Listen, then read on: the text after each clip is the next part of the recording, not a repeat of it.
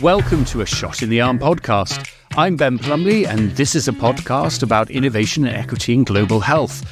Well, it's that time of the year again. Every 2 years, the global HIV community congregates somewhere around the world to take stock of where we are in the global response to AIDS, what's happening and what do we need to do.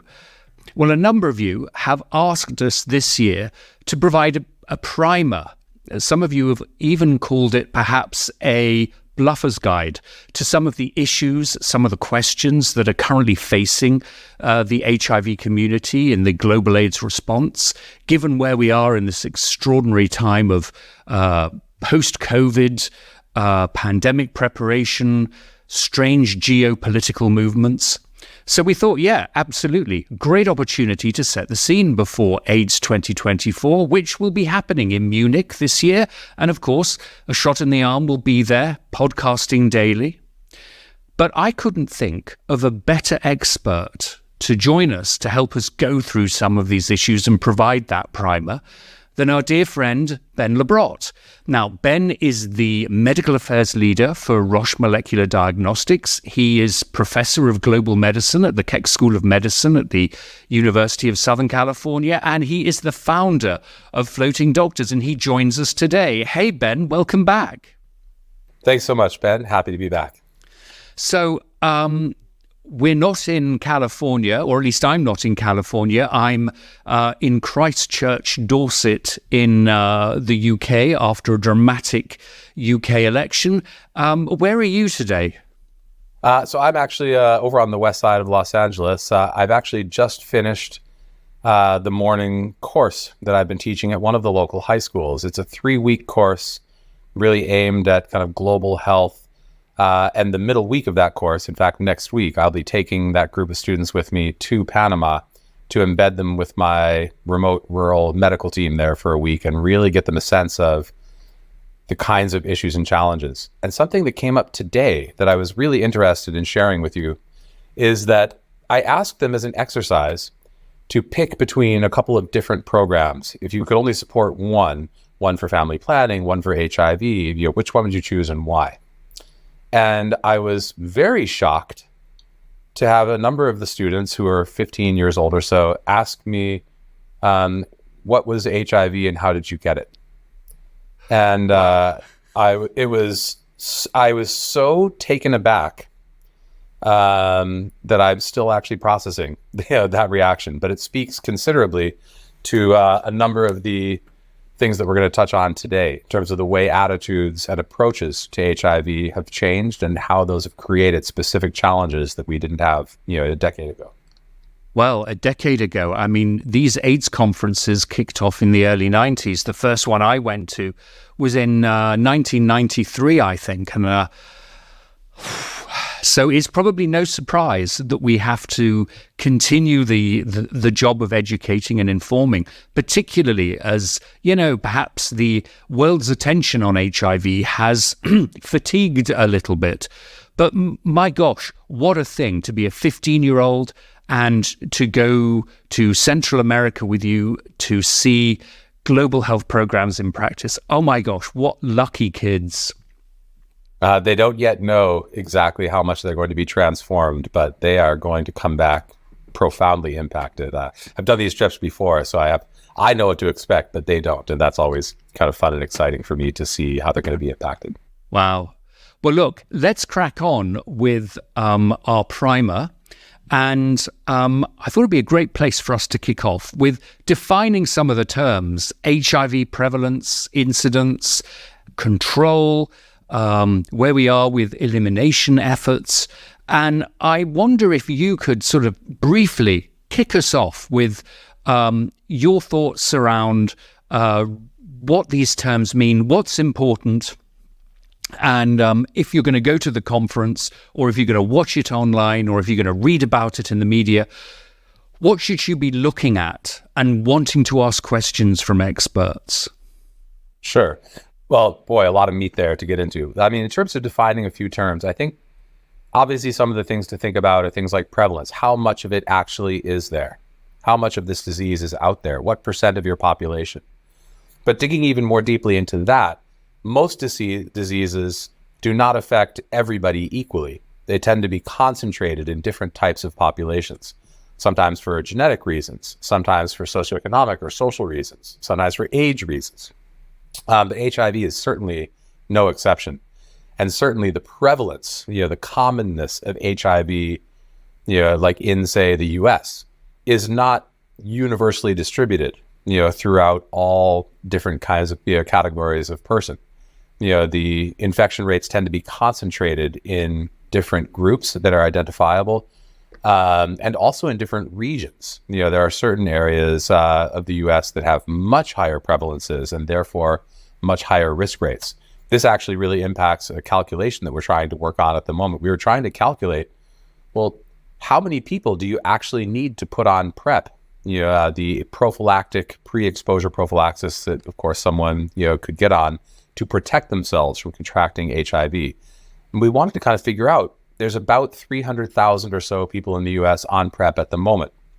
And we went, well, how many do you need to end the epidemic? And we can get into that in a little bit. But one of the things that we found that was quite difficult was actually finding the data that you need to figure these things out. Because when we looked at all the available data, one of the difficulties was regional data, trying to integrate someone's actual risk, not just by what behaviors they were doing, but by where they lived, in terms of like what other partners they might encounter, and to have those partners having a higher statistical likelihood of infection simply because of where they live.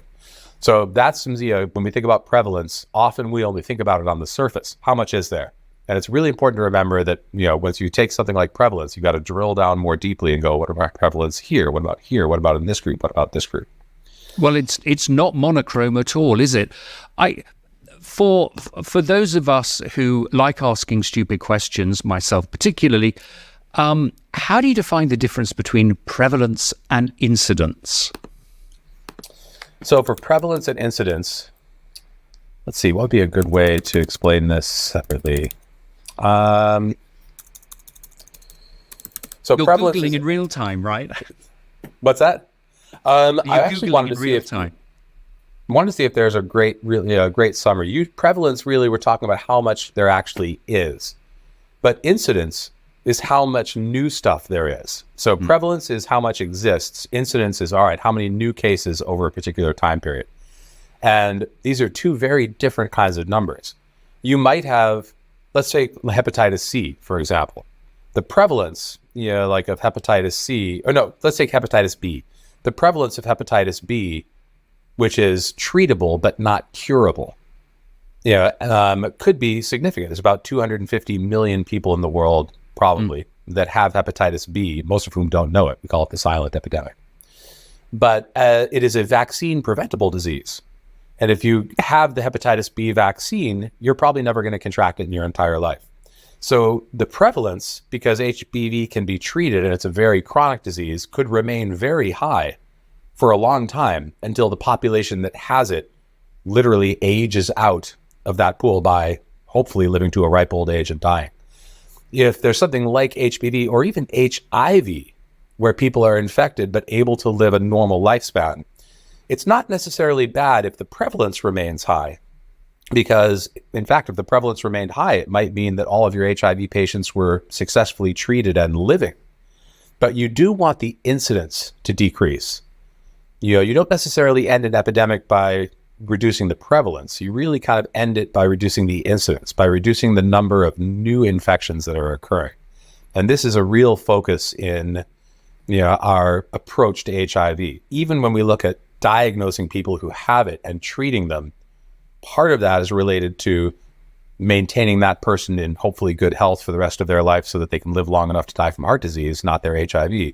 The other part is suppressing them so that they are less likely to pass it to someone else. U equals U. Undetectable is untransmittable.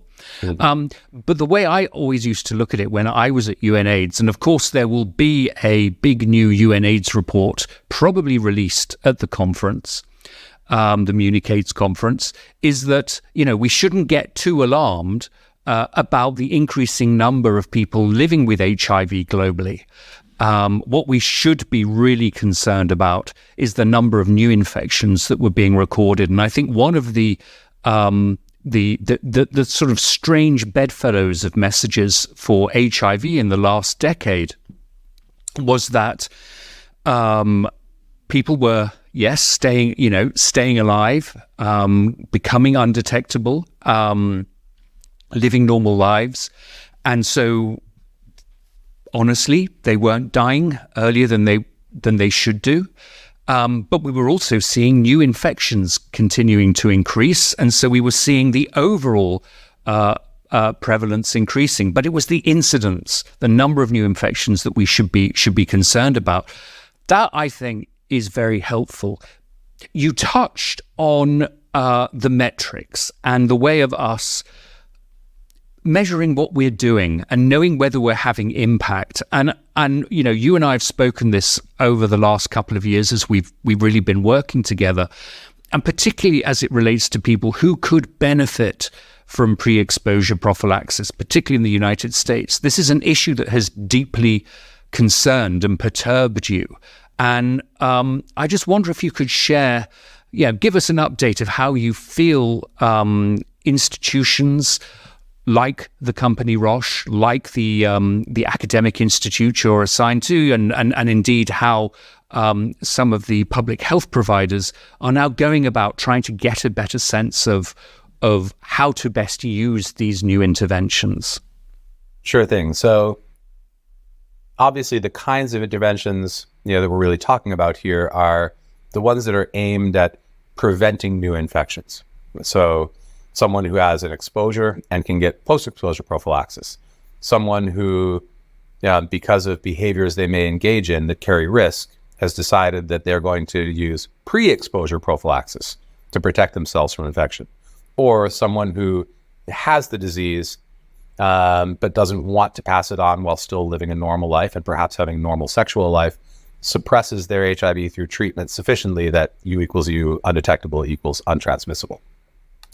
When we look at the US as a great model, the number of new infections every year has not really decreased the way we would want. It's almost plateaued. And I remember, I think it was last year or the year before, there was a lot of celebration about like a 3 or 5% decrease. It was a very minimal decrease in the number of new infections. When you consider that the number of new infections is coinciding with all kinds of new awesome things coming out. I don't know if you saw that there's a new, right now, if you want to take pre-exposure prophylaxis, normally there are a pill that you could take every day or an injection you can have every month.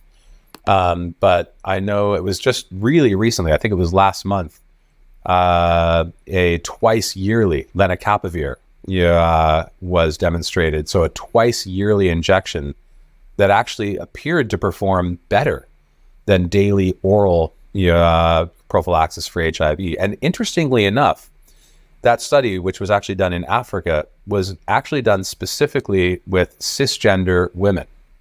The follow-up study to that is now going to explore MSM populations. But I thought it was very forward-thinking, that they started that study actually in cisgender female populations. Because in the US, and this really surprised me, when I was in high school, in elementary school and high school in the 80s and early 90s.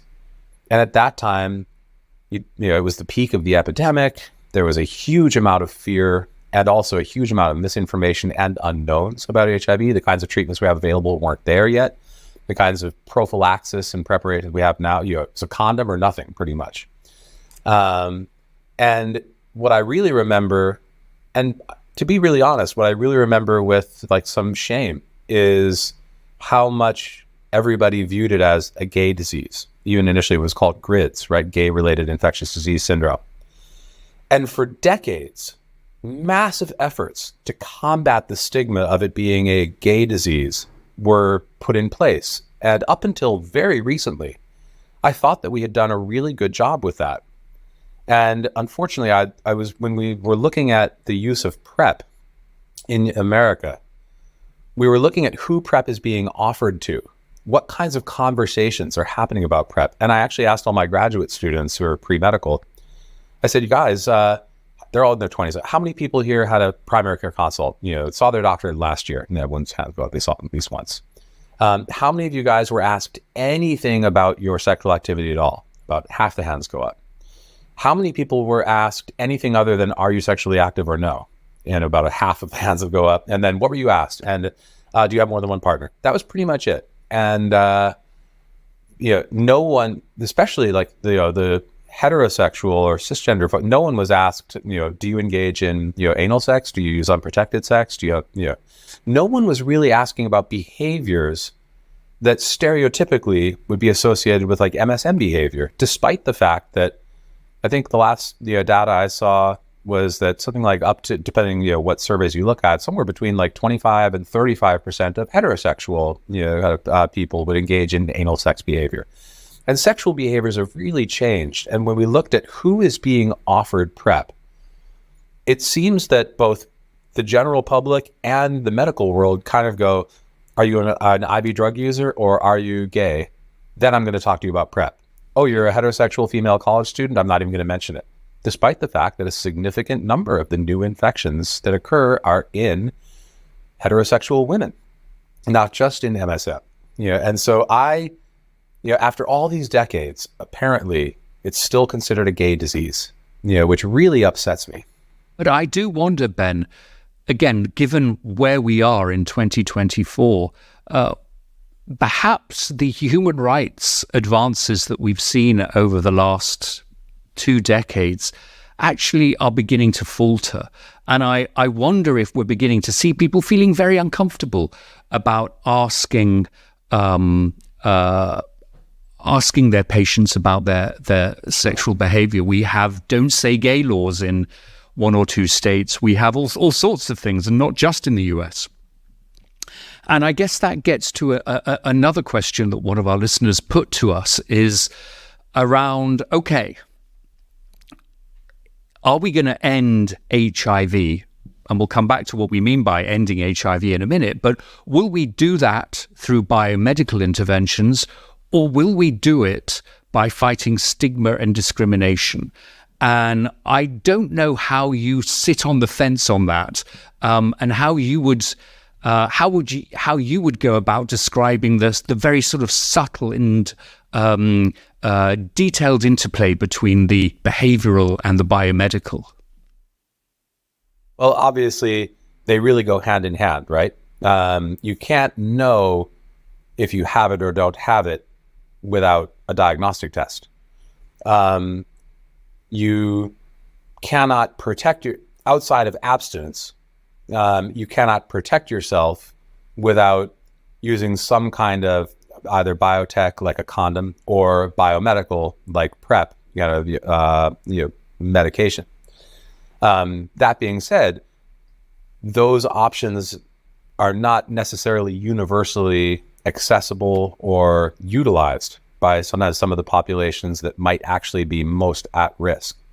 And I sometimes feel like there is occasionally a disconnect, between the tools that we have and, kind of people's understanding of how those tools can or should be applied. Like, to whom should they be offered? Who should be encouraged? To whom are they being offered who don't have enough uptake, and what are the reasons for that, which are often social determinants, and why? I really like what you mentioned about, Doc, no one wants to ask those questions anymore. And I've asked other medical colleagues, do you ask? And they kind of shuffle their feet, and people, they say they feel a little awkward. And of course, there's no need to feel awkward. In a really good medical consult, you might be showing your private parts if you're having your prostate checked by your doctor. I mean, there's, you're really like, everything's on the table, or should be.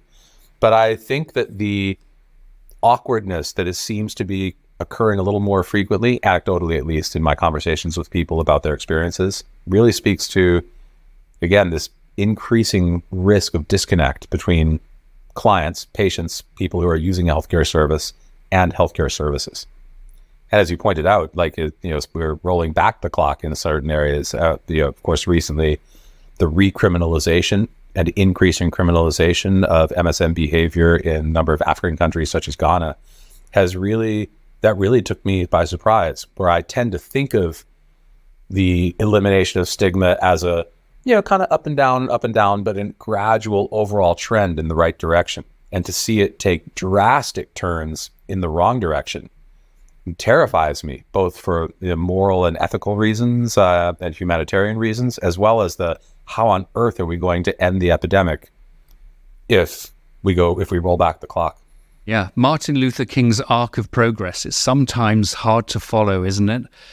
So we spoke about MSM behavior and sex. Of course, the other behavior, and that's particularly the case in Eastern Europe, Central Asia, is of course drug use. And what is your sense of what strategies we need to be taking there, what the issues are? I mean, again, it's something that particularly affects parts of the United States. Sure. I mean, even within the U.S., the number of IV drug users, believe it or not, has hugely increased from 10 or 20 years ago. Again, these are always things you sort of assume we're making at least slow incremental progress on. And it can be quite shocking for people to realize, and I can't remember offhand, I want to say that the number of IV drug users in the US has like doubled or something like that in the last 20 years. I remember that the increase was not like 5%. It's like an astonishing increase.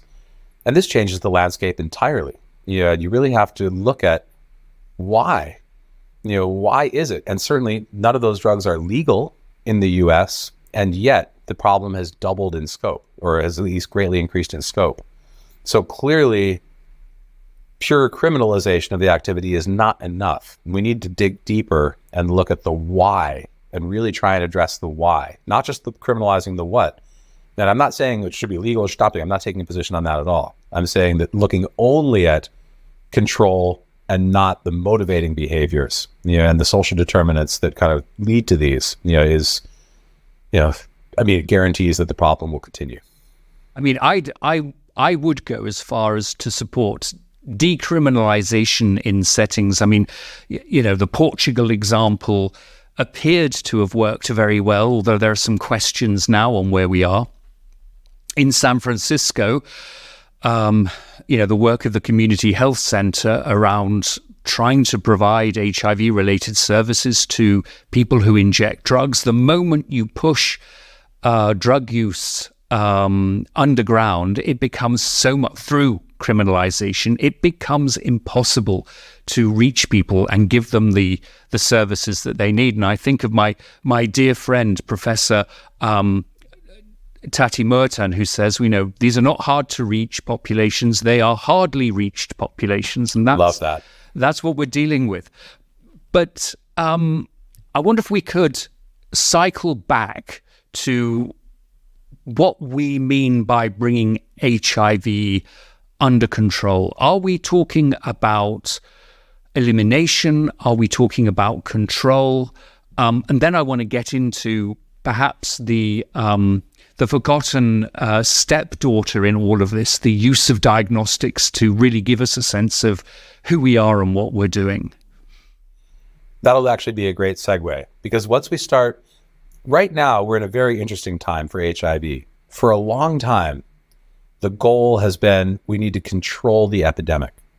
And it was only relatively recently that what were called elimination goals have been stated. And, we've got agencies going, we're going to end the epidemic by 2030, right? We're going to end HIV. We're going to eliminate HIV as a public health threat. Now, if you say you're going to control something, that means you are pre-prepared to accept a certain level of it, in your community. And that may sometimes be a very practical, kind of decision, like with malaria. Sometimes people do malaria eradication programs. Generally speaking, often malaria control programs tend to have longer legs and greater sustainability. After all, if you eradicate malaria from an area, unless you can keep it eradicated forever, the people in that area will lose their acquired immunity within that first year. And if your 5-year funding runs out, malaria comes back in, everyone gets really sick and there's high morbidity and mortality. So as soon as agencies started saying the word eliminate, I immediately perked up and I went, all right, That's great, because control means, all right, we've gotten it down a bit. We can scale back our testing. We can scale back some of our programs for it. But for elimination, you have to do the opposite. And you look at, we've only eliminated one disease, smallpox. Now it's polio that's kind of in sight. And the way people work to eliminate polio is not going, all right, well, there's only a little bit of it left, so let's scale back all of our testing and surveillance for it, and we'll scale back our vaccine. They go, all right, we know there's one kid in that village 3 weeks out that way. We're going to spend $50,000 to send one health worker out there with a sugar cube and vaccinate that kid. That's how so if you look at something like HIV, a typical example of the control attitude was that 2 or 3 years ago, there was a prison, I want to say it was in Atlanta, and they had an opt-out HIV screening for every inmate where they were going to test everybody coming in. They had the option of opting out, but they were like, we're going to test you unless you really don't want us to. So they're like, yeah, well, it seems like we've made some progress reducing the prevalence of this disease in our community. So we're not finding that many cases. Let's make it an opt-in. So now the prisoners had to opt in. And the result was, over the next 2 years, there were 12 new cases in the prison. And that's, if you're just doing control, okay. But now we've said the word elimination. So when elimination, you actually would test more and more and more until your ideal scenario is you're testing millions and millions of people and finding one case and then making that person undetectable so they can't transmit it, until you're finally testing and testing. We don't find any. Nope, we don't find any. And that's when you've eliminated the epidemic. And if we really, really had the will with the tools we have now, I think we could. I believe that we could. And this is profoundly important, because we're at a point where people are saying, oh, we've done pretty good. We don't need to continue the same level of investment in HIV. We've made progress. There are other conditions that need attention. And yet, this is the moment to double down. Yep. The other thing that really has always concerned me about the control approach, I can understand that on one level, there's a sort of a public health practicality. We'll never eliminate it. There will always be an underlying foundation of people living with HIV, and we have to make sure that they have access to the very best treatments. The flip side of that is that there is an assumption that it's going to be okay for us to have some of our less desirable populations getting infected and dying, because it means we won't have to address some of these broader societal issues. And that is, I think, something we have to be extremely vigilant about, particularly in these times where we are thinking about cost effectiveness and how we maximize the power of our dollars. Now, I would, and I think this is where the question of diagnostics comes in, because you said something, and maybe I can say it more forcefully than you, but I really believe that we need to double down on the availability of testing. And sure, we don't want to repeat the mistakes that we did perhaps in China in the 2000s, where we routinely tested the same small group of grandmothers in Beijing and Kunming. I get that. But I do think there is value in really investing in much greater availability of diagnostics. It's a way to get people talking about HIV or the condition that you happen to be concerned about. You mentioned HBV. HPV is another one that could be entirely relevant here. And it just seems to me that this has to be a major entry point for any prevention and treatment, let alone surveillance and long-term elimination strategy. And I guess the question I would put to you around this, and I think it was one of the questions that one of our listeners put to us, is have we taken our our brake off the pedal here, or our feet off the pedal? I'm mixing my driving metaphors here. Are we taking our feet off the acceleration pedal as it relates to diagnostics? You would think, like, post-pandemic, our understanding of the importance of diagnostics in controlling and hopefully trying to eliminate a disease condition, especially an infectious disease condition, would be really fresh in everyone's heads. But you get that like collective amnesia, similar to after the 1918, kind of flu pandemic, where, okay, it's over, and they scaled back all their funding for research and public health and stuff like that. And then, we went round again. That's, I think there is the kind of fatigue and a sense that it's not, certainly, I remember that when we were kids, as part of like sex ed in school, like HIV at that time, even misinformation about it, but what was known, what formed a significant portion, and people would come in and do programs about HIV and educate us, talk about it, you could protect yourself. And it really shook me a little bit today, to have these, because these were kids from a, relatively higher income setting, like well-educated, and to have them not really know what HIV was really terrified me. And what it told me was that emphasis and effort that was expended on us is not being expended on them. And you cannot eliminate a disease that still exists if you stop actually teaching people what it is or how to protect yourself. And in terms of taking your foot off the pedal, we published a paper last year, or a poster last year at AIDS, looking at the rates of the fidelity of testing people who were on PrEP. If you're on PrEP, you're supposed to be tested every 3 months with a quality PCR test, because in the unlikely event that you had a breakthrough infection, which would probably be a very low viral load because you're suppressed, it could be very severe. The likelihood of that progressing to a much worse outcome if it's missed and you continue on PrEP while you have active HIV is really bad. Oh, yeah. And we found that in the US, a third of patients who were on PrEP were not being tested according to the fidelity. And like, you've really got to cross your T's and dot your I's, when you're trying to achieve perfection, right? When you're trying to achieve elimination.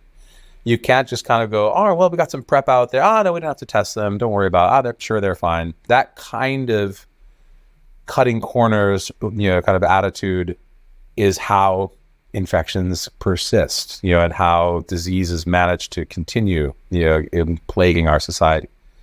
We really need to put our foot back on the gas pedal. And I'm hoping that, at AIDS this year, one of the big emphases people may have would be, like, let's remember what this disease is, what it does to people, families, communities, societies, and let's remember that we have really great tools that we should be using, not just recognizing that we, to have a tool is one thing, to use it and to use it thoroughly and well is another. And in a world where perhaps we're looking to twice yearly injections of a pre-exposure prophylaxis agent that appears to have, in early studies, extraordinary efficacy, maybe that means our policymakers think we can deprioritize testing. Whereas I would say you've got to, again, put your foot down on the acceleration pedal here, because not everybody is going to be receiving this kind of innovation. We talk about the choice agenda, so it will be, the dapivirine ring, it will be condoms, oral PrEP. So we need to keep our eye on the goal here. And I think it's crucial in our advocacy to remind policymakers and funders that, there is no magic bullet. It is a range of interventions. It is a choice agenda that we have to implement. Yeah. If HIV only affected, IV drug users who are exclusive MSM sex workers, then a rather limited toolkit you might really lean into. But HIV doesn't just affect one subset. It affects potentially everybody from newborn babies all the way up to occasionally elderly heterosexual people in nursing homes, and everybody in between. And, the variety of tools in our toolkit now is astonishing, but of course, without diagnostics, it's almost impossible to link people, to, the tool that's going to be right for them. And one of the things that I was very pleased about as part of my role in Roche in medical affairs disseminating information was the kind of writ to disseminate information that would help motivate clinicians, patients, policymakers to try and make decisions based on better evidence that would support better practices. And really, like, what I keep coming back to is, here's an example of how diagnostics need to be more accessible, more effective, more widely used, and especially, of course, as you pointed out, and I've always loved that phrase so much, the hardly reached populations. The ones we could reach if we really wanted to, but that we haven't. Right. So look, there's one other aspect, or two aspects of the conversation, actually. The first was a question that came about how we might view the growing localization or decolonialization agenda at AIDS 2024. It's become the buzzword in development speak. And as a dear friend said to me somewhat cynically, Western development agencies are now coming to tell us how we need to decolonialize rather than them passing the baton.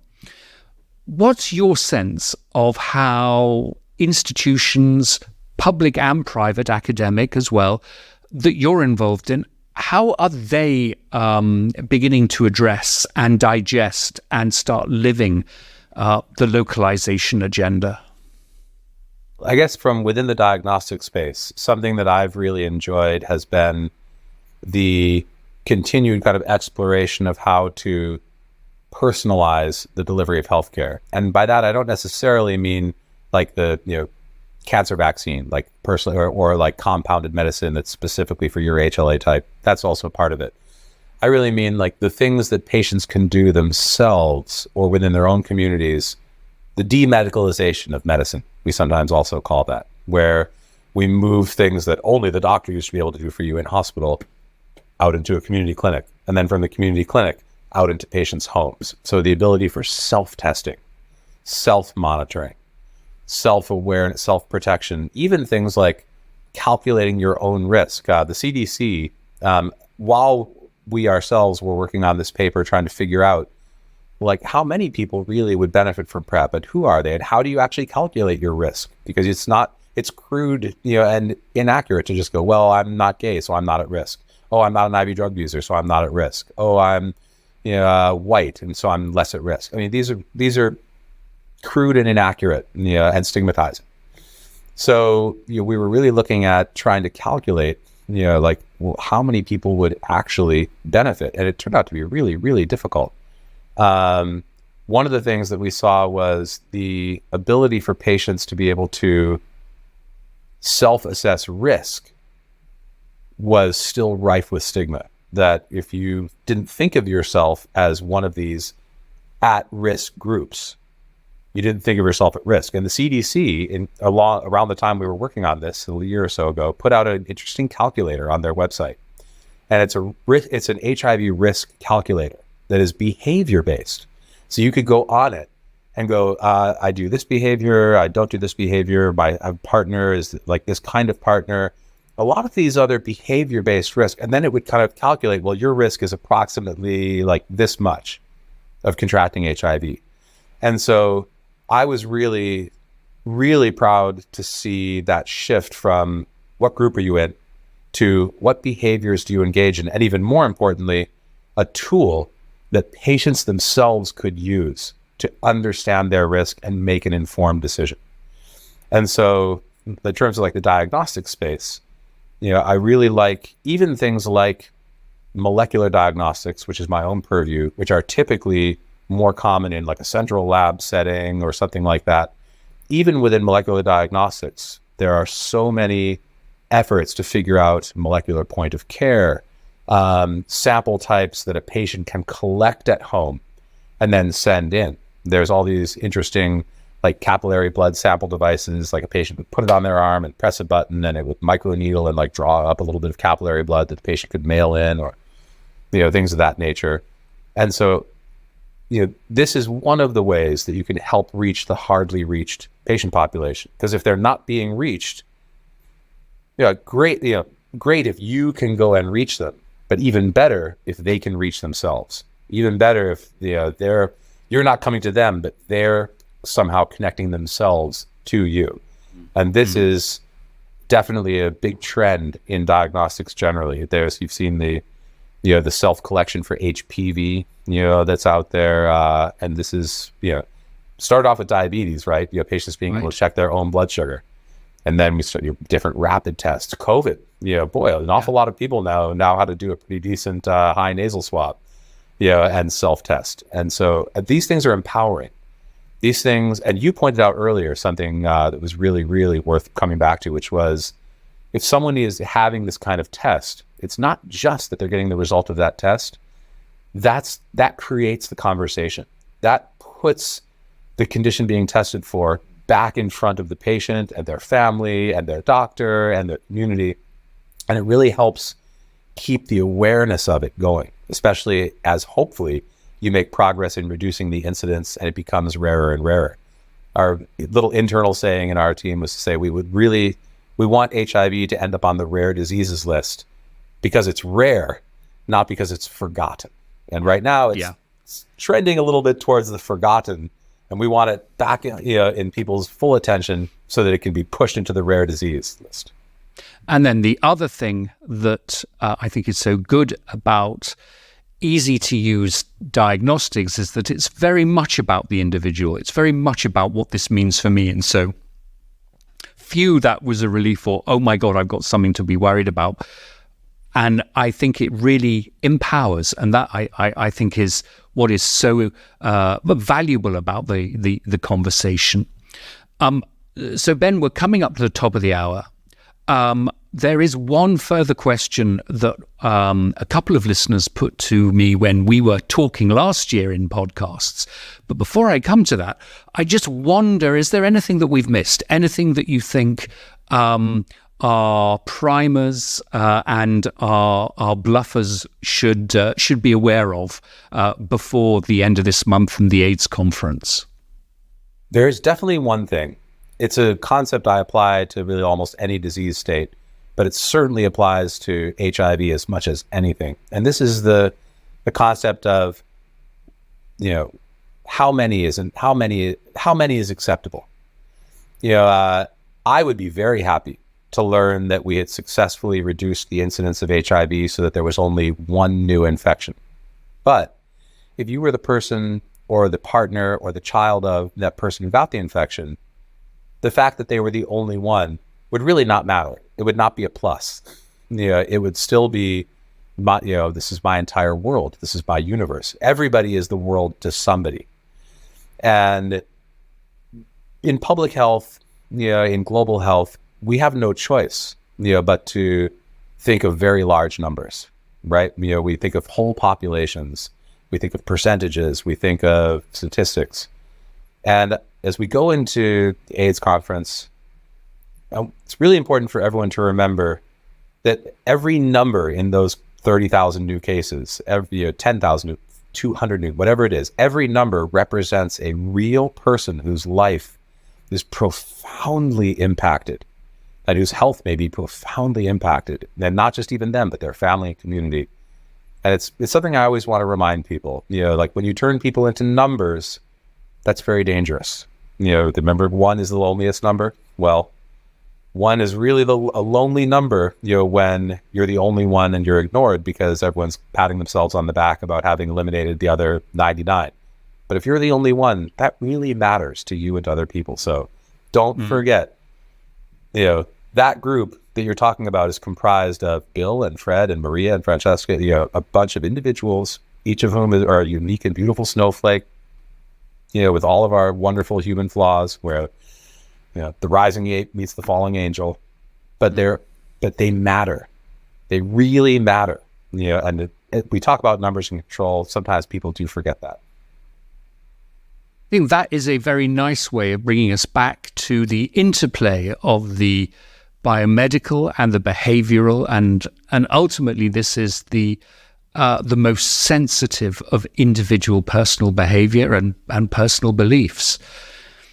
So I'm going to do it and change the tone of the conversation to wrap up. One of the questions I got last year was, do I only invite guests onto the show who are called Ben? And the Ben and Ben Show.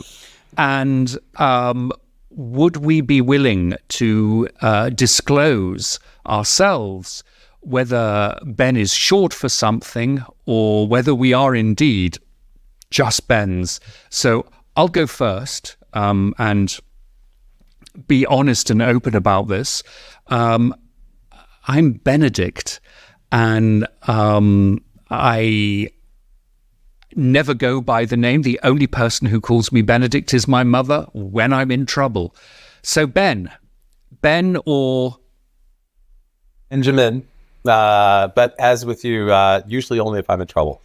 So, and if my middle name Blue, actually named after my mother's dog, believe it or not, Benjamin Blue. Oh boy, then I'm really in trouble. Wow, Benjamin Blue LaBrot. Yep. Wow, what a name. Fabulous. Well, look, I'll let you to get back to your high school kids and preparing them for the trip of a lifetime. Ben, as always, it's an absolute pleasure and privilege to have you on the show. I found this incredibly useful, both as a reminder, but also very inspiring about what we can do as we, perhaps slightly fatigued, go into the next World AIDS Conference in Munich. So, Ben, thank you very, very much. My pleasure. Looking very forward. Unfortunately, I won't be at the conference this year. I will be at the one next year. I make a trip to Latin America instead. But I know that you're going to be there representing, keeping that voice going, and looking very forward to, if it's not too shameless a plug, the symposium that you're going to be moderating for us, because I think we've got some amazing speakers on that, and it's all going to be about the challenges and, more importantly, how we can overcome those, not just the problems, but the solutions to overcoming those challenges, and really making progress on this. So thank you so much for agreeing to do that. My pleasure. And again, thank you for taking the kids to Central and Southern America. I am so envious. Well, that's it for this episode. Thanks to Ben LaBrot and everyone at Roche Molecular Diagnostics. Thanks also to our production coordinator, Waisha Raphael, who pulled all the questions together that we needed. A huge thanks to Erica Spera from NewsDoc Media, our producer and director. And finally, a big thanks to you. Don't forget, you can find us wherever you download your podcasts. Don't forget to give us 5 stars. And have a great week and a safe week, everyone.